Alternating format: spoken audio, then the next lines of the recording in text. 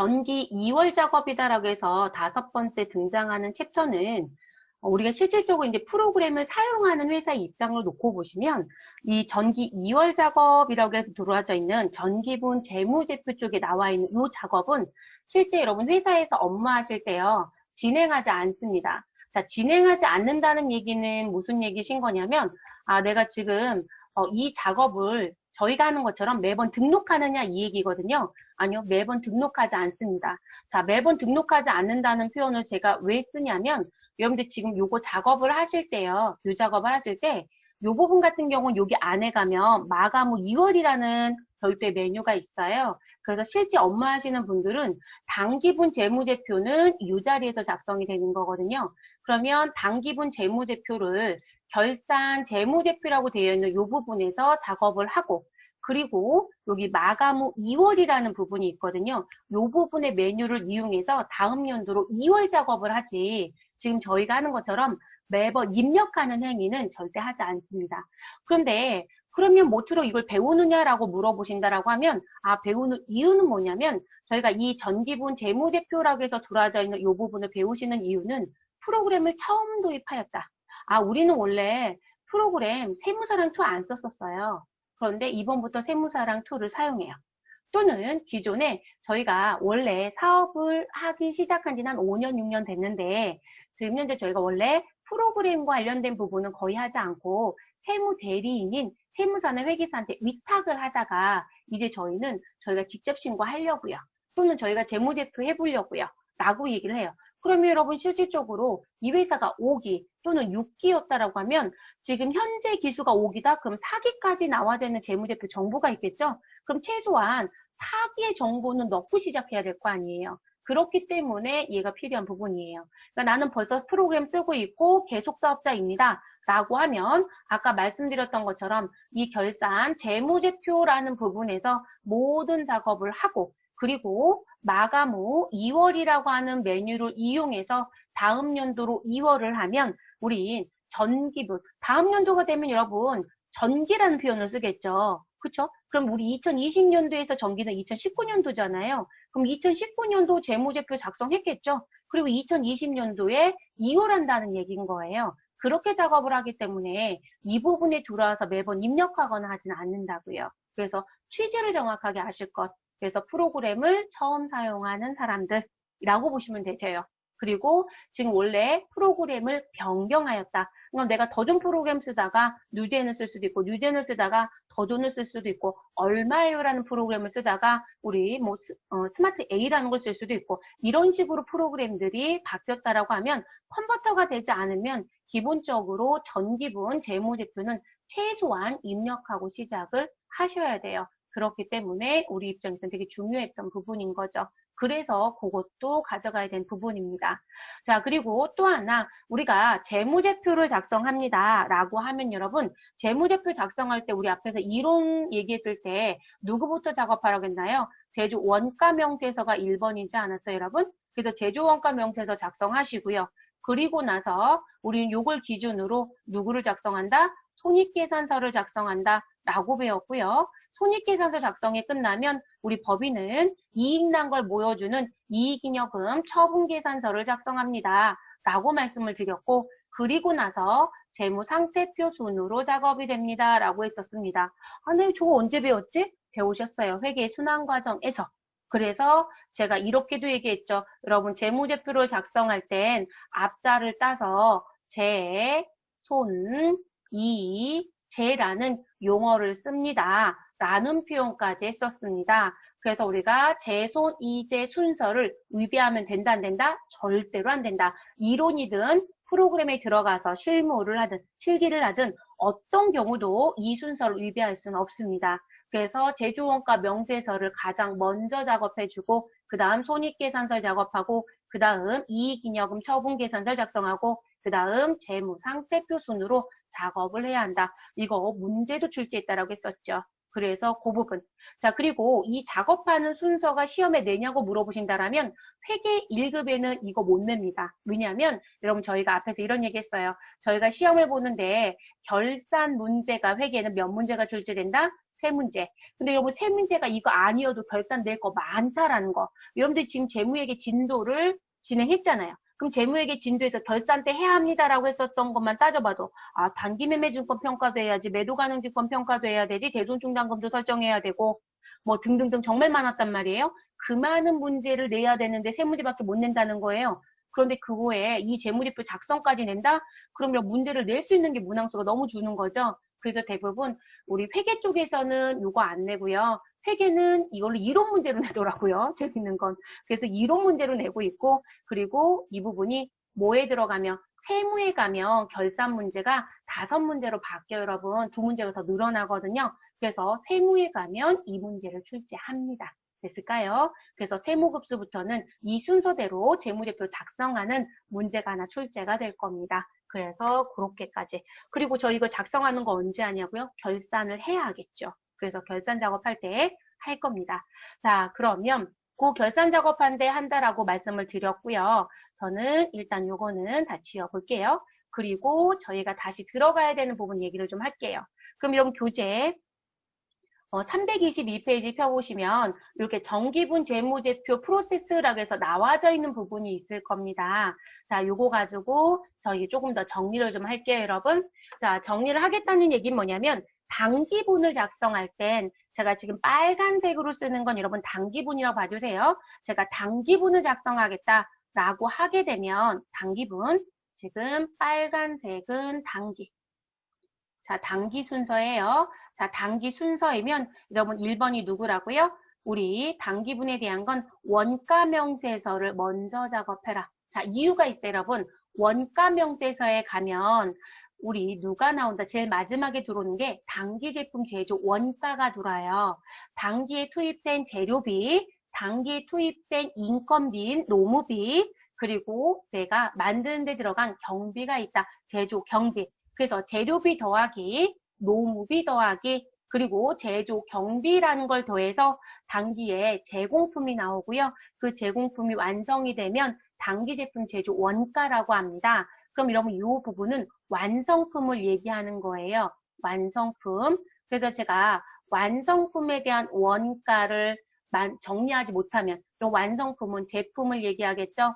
나 제품 얼마 만들었어? 라는 거 얘기 못하면 우린 손익계산서에 매출 원가를 처리할 수가 없어요. 그래서 우리는 단기분 작업할 때 항상 원가 명세서에서 단기 제품 제조 원가를 확정하는 거예요.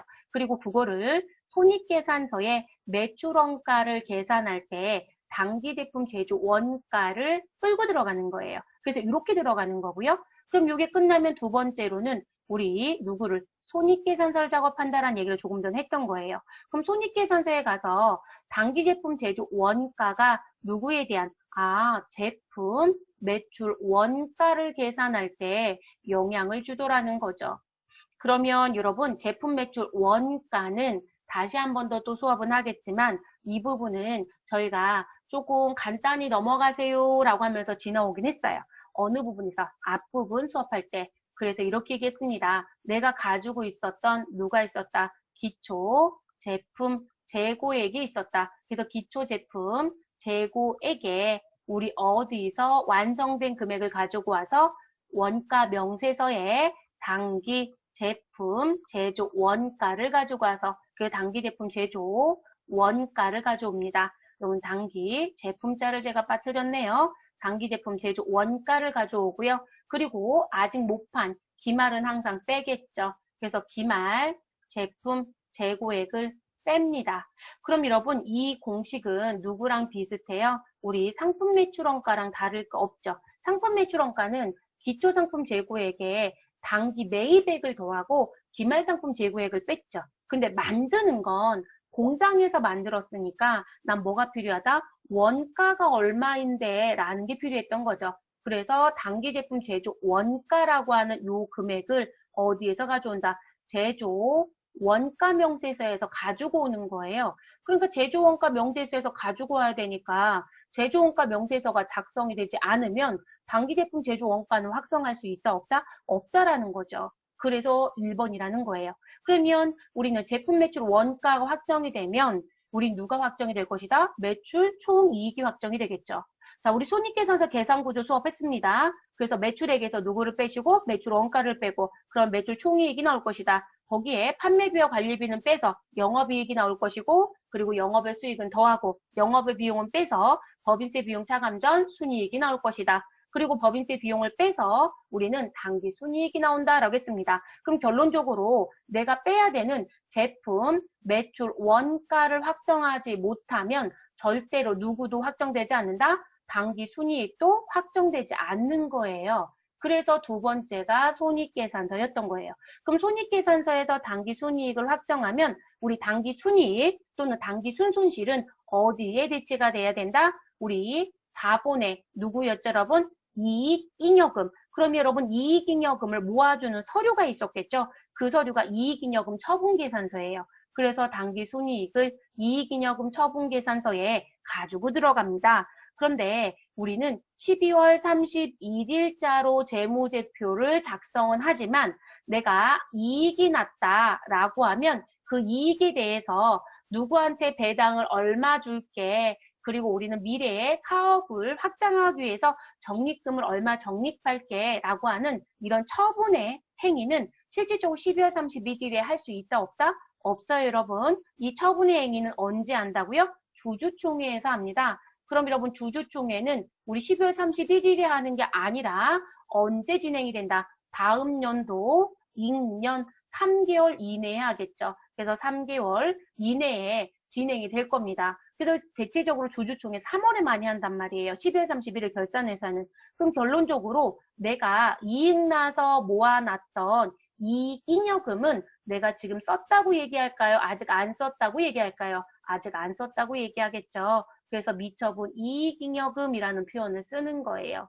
그래서 당기 순이익이 나오면 이 이익잉여금에 무엇을 해줘야 된다? 합산을 시켜주셔야 되거든요. 그래서 이 순서로 들어갑니다. 자, 그리고 이 이익잉여금은 자본에 들어가는 거죠. 우리 재무상태표 자본 항목입니다. 그러면 우리 재무상태표가 왜 4번이냐면 우리 손익계산서에서 당기순이익을 가져와서 이익잉여금 정리시켜 주시고 그 이익잉여금이 재무상태표에 넘어가야 합니다. 그런데 재밌는 건 우리가 프로그램에서는 미처분 이익잉여금이라고 하는 계정 과목을 무엇으로 쓰고 있다?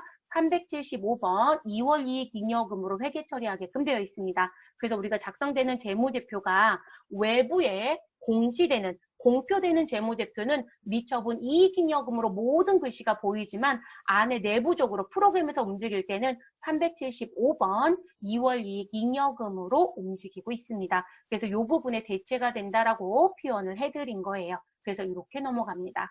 자, 이게 단기 순서입니다. 그러면 단기가 아니라 우리는 현재 무슨 부분, 전기는 그럼 어떻게 해야 돼요? 라는 부분. 자, 그럼 제가 전기 얘기를 해볼게요, 여러분. 전기는 제가 파란색으로 바꿔볼게요.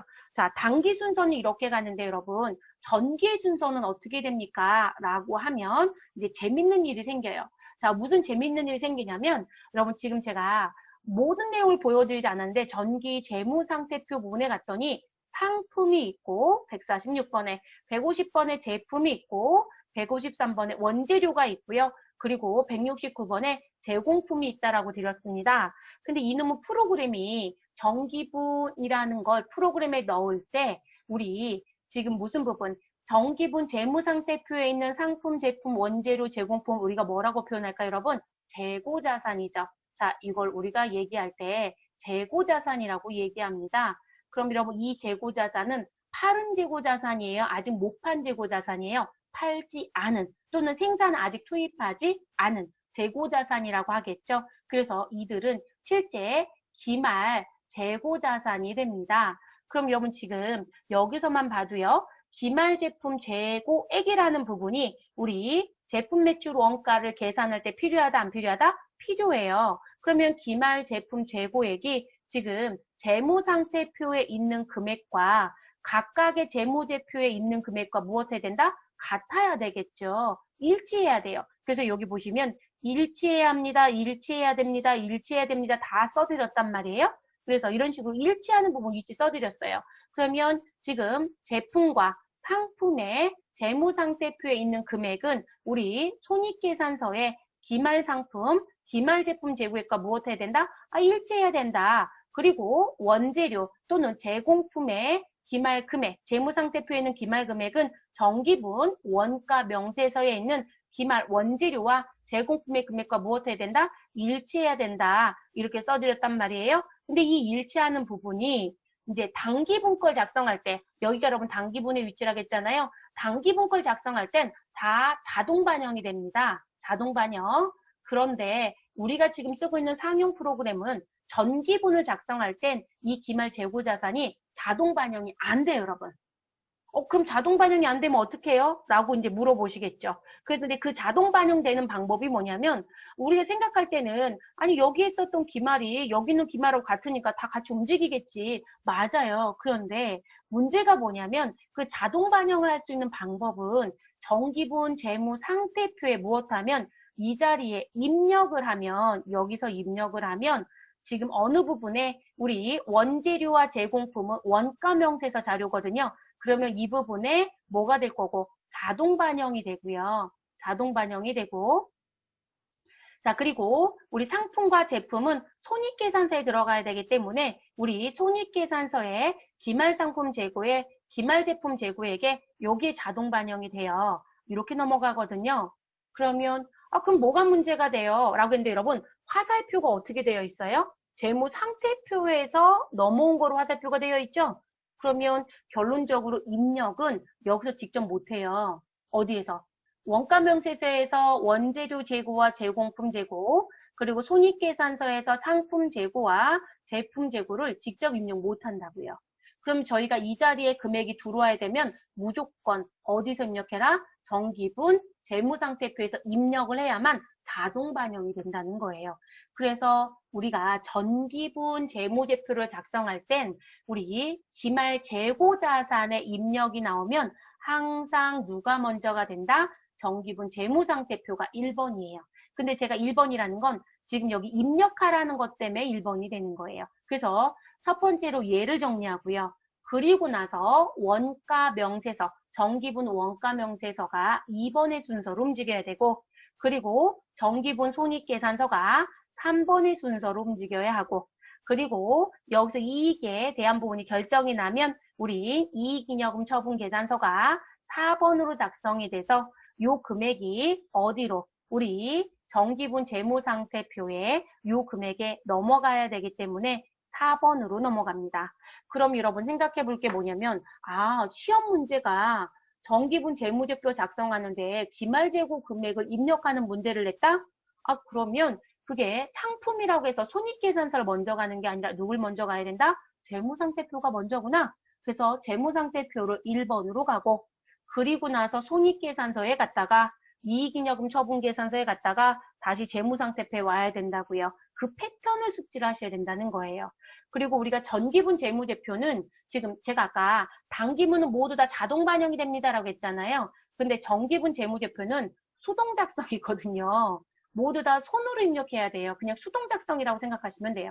그런데 자동으로 들어가는 게 유일하게 이 부분이 있는데 이 부분도 재밌는 건 이 자리에 직접 입력하는 건 안 된다. 무조건 어디서 입력해라? 재무상태표에서 입력을 해야만 자동 반영이 된다. 그래서 이 부분은 직접 입력, 이 서식에서 직접 입력은 가능하다, 불가능하다? 직접 입력은 또 안 돼요. 그것 때문에 이 문제가 나오면 되게 어렵다고 느끼는 거예요.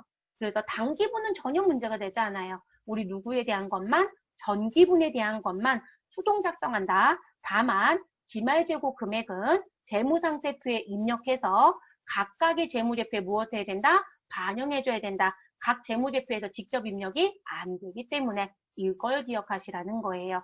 그리고 이 두 개의 금액은 항상 같아야 합니다.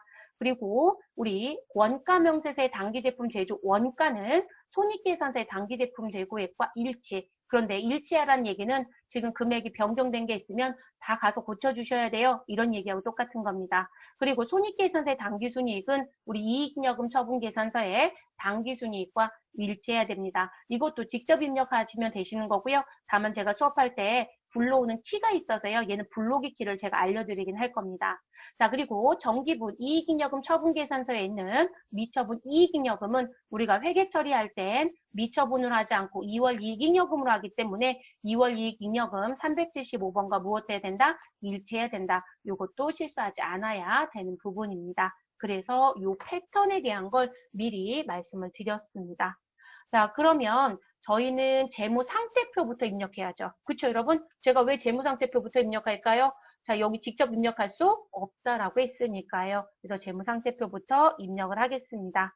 재무상태표 입력할 건데 여러분, 입력하기 전에요. 제가 이제 무슨 얘기를 좀 해드릴 거냐면, 제가 이걸 다 지워야 돼서 지웠고요. 자, 뭘 얘기를 해드릴 거냐면 지금 재무상태표에 가보면 실질적으로 여러분 여기 다시 써드렸어요. 정기분 재무상태표에 입력하는 정보들은 우리가 실질적으로 재무상태표 작성할 때 우리 무슨 식으로 작성해라? 비교식으로 작성하라고 배웠어요. 그러면 정기와 단기가 비교하는 형태로 들어가야 되니까 정기 정보 없이 단기가 제공될 수는 없어요.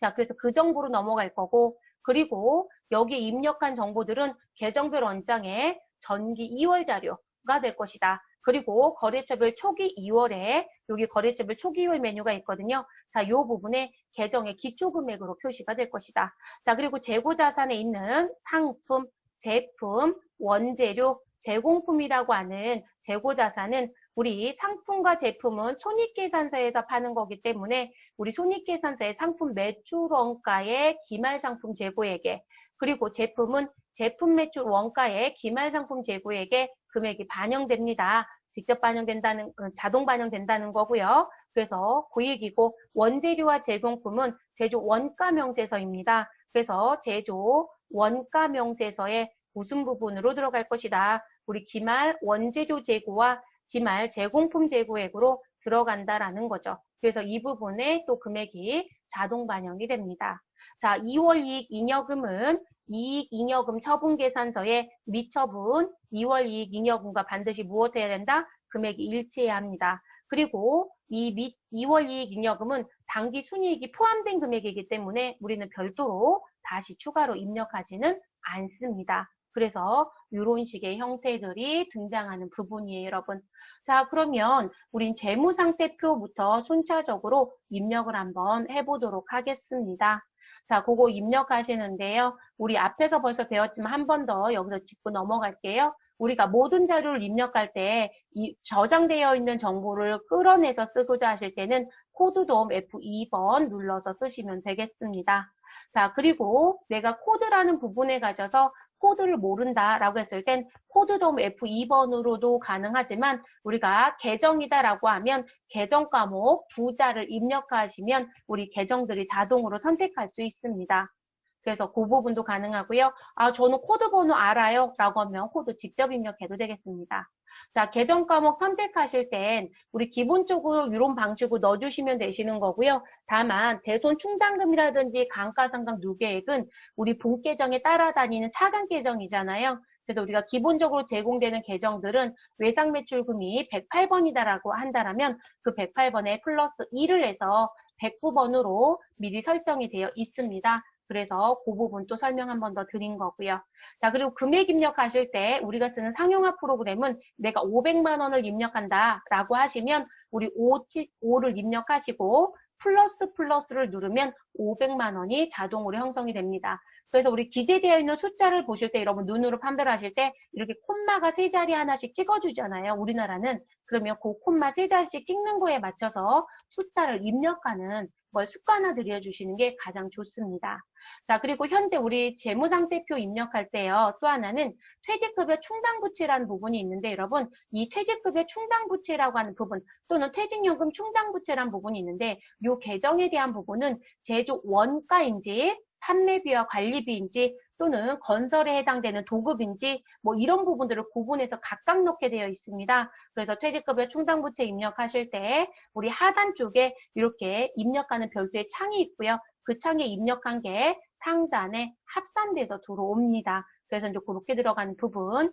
자, 그리고 우리 입력하실 때 또 하나의 특징. 자, 요거 제일 많이 실수하시는데, 우리 회사가 이익이 났다. 그래서 미처분 이익잉여금을 가지고 있다. 근데 프로그램에 입력할 땐 반드시 뭐로 입력한다? 2월 이익잉여금을 넣는다.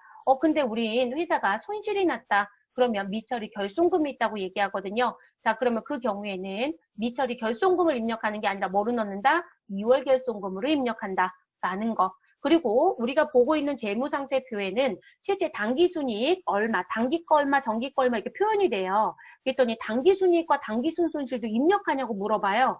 여러분 단기순이익과 단기순손실은 벌써 미처분 이익잉여금 또는 미처리 결손금에 반영된 금액이고요.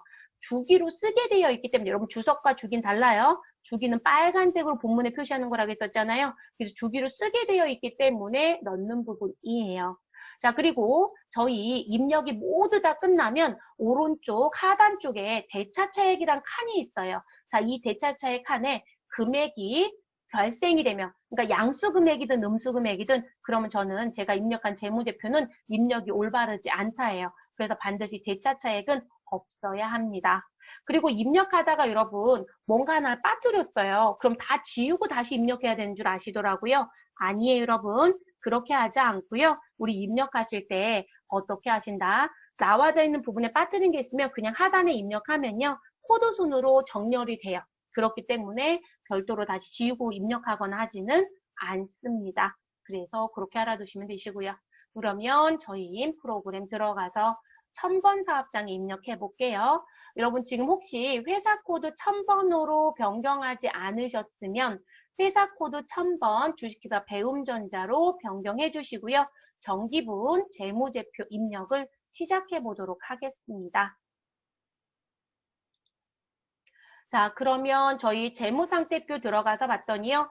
회사 코드, 우리 회사명은 주식회사 배움전자이고 현재 기수는 5기입니다. 2019년도 12월 31일 현재 단위는 원이네요.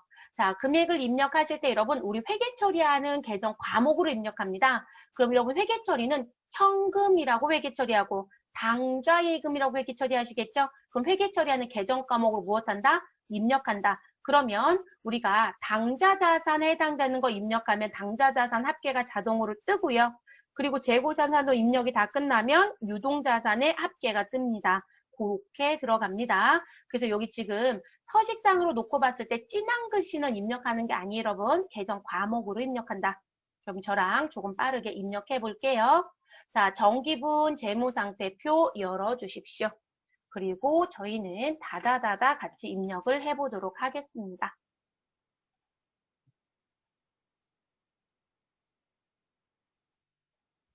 제가 펜 기능을 열으면 이게 조금 늦어지네요. 펜 기능도 설치 프로그램이긴 한데요. 아무튼 그러네요. 자, 그러면 정기분 재무상태표에 가셔서 여기 코드 자리에 넣고 입력할게요.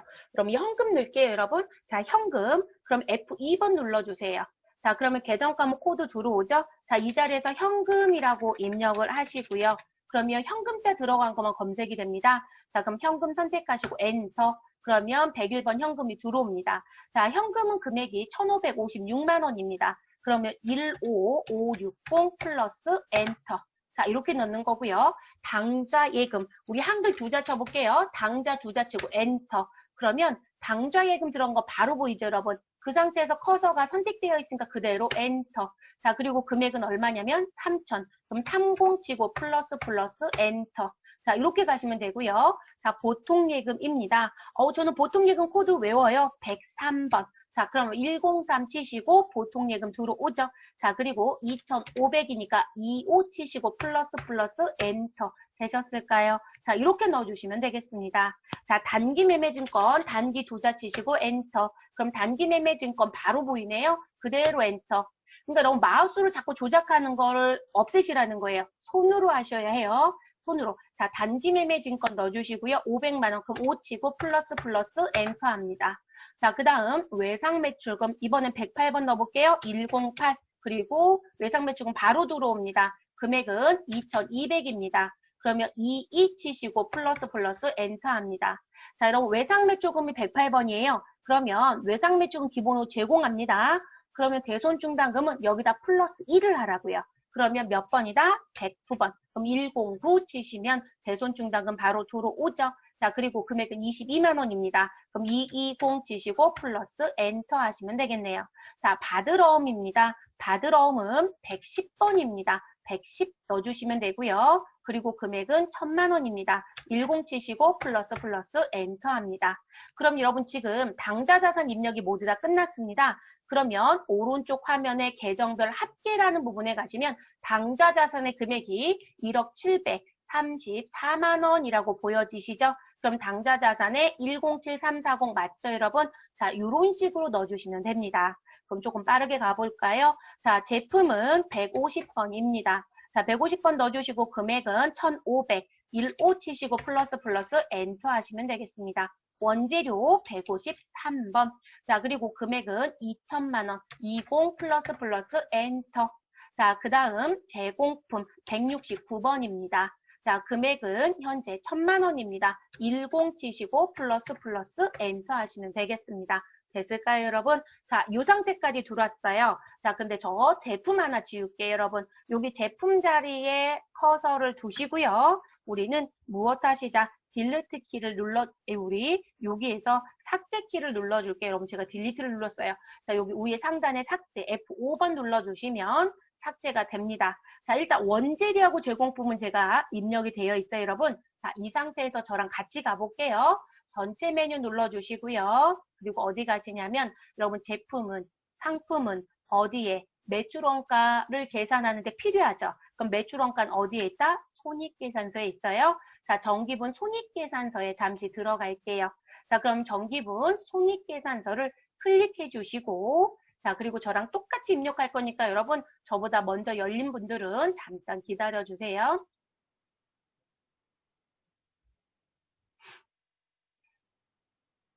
펜 기능을 안 쓰자니 불편하고 펜 기능을 쓰자니 이런 현상이 생기고 왜 이러는 걸까요, 여러분?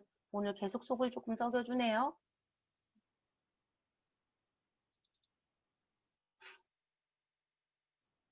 메뉴 상태가 이렇게 반응이 느리지 않는데 오늘 이상하게 계속 벅벅거리네요.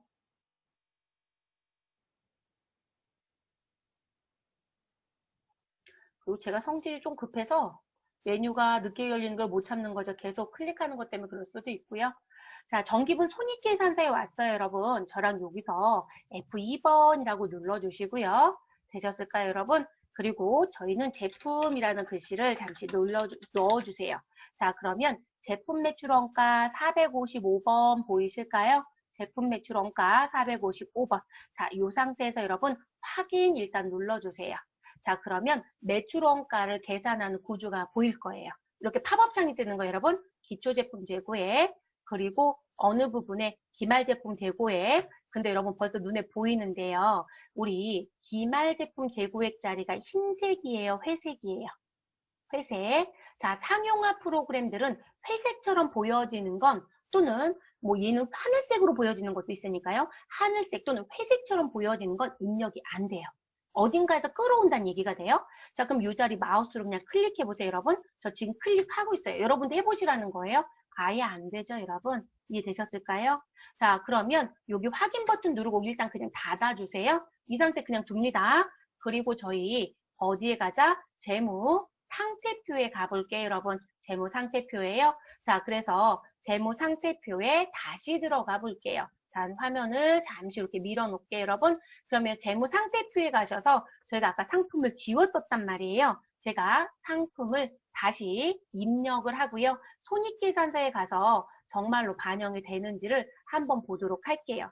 그럼 여러분 상품은 현재 얼마였었냐면 아유 죄송해요. 제품은 150만 원이었습니다. 그러면 여기 코드 자리에 가셔서 150이라고 넣어주시고요. 그리고 금액을 입력해 주세요. 우리 제품 1,500만 원. 제가 150이라고 얘기한 것 같아요.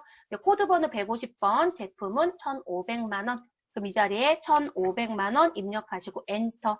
자, 그럼 이렇게 넣어주시고 손익계산서 아까 미리 열어놨었죠, 여러분? 자, 열어놓은 상태에서 일단 상단에 조회 버튼이 있어요, 여러분. 종료, 도움, 코드, 삭제, 인쇄, 조회. 자, 조회 버튼 한번 눌러주세요.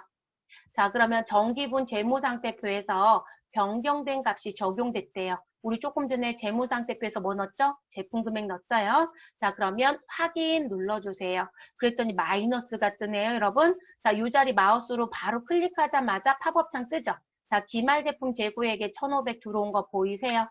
자, 그래서 아까 말씀드린 거예요. 우리 정기분 재무제표 입력할 때 기말 재고자산의 입력 문제가 시험에 출제가 된다라면 반드시 어디를 먼저 갔다 와라? 재무상태표를 반드시 먼저 갔다 와야 한다. 그래서 재무상태표에 먼저 입력해 주시고 그리고 그 다음 관련된 재무제표를 수정해야 되는 거예요. 그래서 재무상태표는 실제 전기분과 작성할 때 2번을 들어갈 수도 있는 거예요. 그래서 제가 전기와 단기의 작업의 방법이 좀 달라요 라고 말씀을 드렸던 부분입니다. 그럼 이제 정확하게 이해하시겠죠? 여기는 직접 입력이 안 된다는 거, 기말 재고 금액은 우리 그대로 확인키 눌러주세요, 여러분.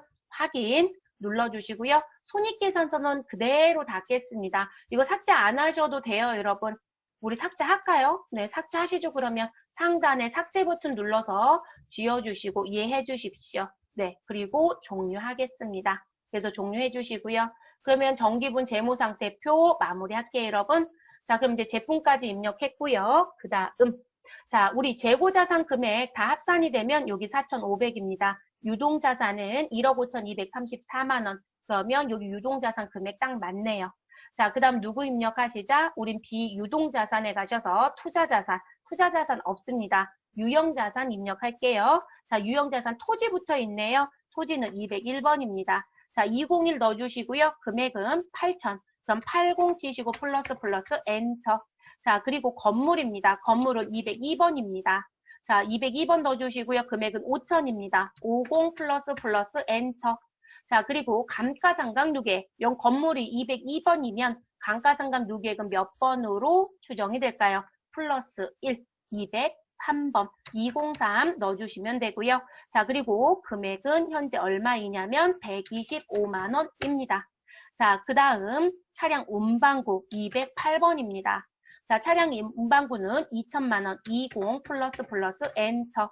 자, 그리고 저희 누구 넣어주셔라? 감가상각 누계에 209번 넣어주시면 되겠죠? 자, 그리고 금액은 400만 원입니다. 자, 비품이 있네요. 비품은 212번입니다. 자, 금액은 707 플러스 엔터. 자, 그 다음 감가상각 누계액은 213번 넣어주시면 되겠죠, 여러분? 네, 그래서 213번 넣어주십시오. 자, 금액은 얼마이냐면 140. 그럼 1400 플러스 엔터 이렇게 하시면 되겠죠. 자, 무형자산은 현재 없습니다. 기타 비유동자산도 현재 없습니다. 자, 이렇게 해서 자산의 총계는 얼마라고 나와져 있으시냐면 자산의 총계는 3억 269만 원입니다. 그러면 3억 269만 원 딱 맞네요. 자, 그리고 나서 부채를 입력하겠습니다. 자, 부채 자리로 우리 코드잔에 커서 해주시고요. 외상 매입금부터 넣겠습니다. 자, 외상 매입금은 251번입니다. 자, 8,504만 원이네요. 85040 플러스 엔터 해주시면 되겠네요. 자, 그리고 지급어음이 있네요. 지급어음은 252번입니다. 금액은 3,300이니까 33 플러스 엔터. 자, 미지급금은 253번입니다. 자, 그리고 금액은 1250이니까 12500 플러스 엔터. 자, 그 다음 선수금이 있습니다. 선수금은 259번입니다. 금액은 500이니까 여러분 5 플러스 엔터 합니다. 자, 여러분 저희는 단기 차입금을 실수로 빠뜨리고 가볼게요. 단기 차입금 일단 입력하지 않겠습니다. 자, 그리고 비유동부채에 퇴직급여 충당부채가 있습니다. 자, 그럼 여러분 퇴직급여 충당부채는 우리 295번이거든요. 또는 여기서 퇴직이라고 넣어볼게요. 엔터. 그럼 퇴직급여 충당부채 295번 보이죠, 여러분? 자, 그럼 295번 선택하시고 그대로 엔터를 칩니다. 자, 일단 스톱. 금액 치지 마시고.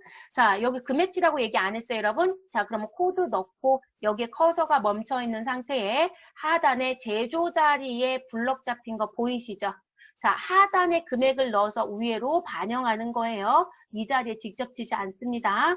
그래서 우리 하단에 갔더니 뭐라고 써 있다. 자, 우리 이 회사는 현재 퇴직급여 충당 부채, 제조에 해당되는 생산직은 6배, 판매비와 관리비에 해당되는 사무직은 4배, 그러면 제조라고 되어 있는 이 자리에 얼마 넣어주셔라? 600만 원 입력하시고 엔터.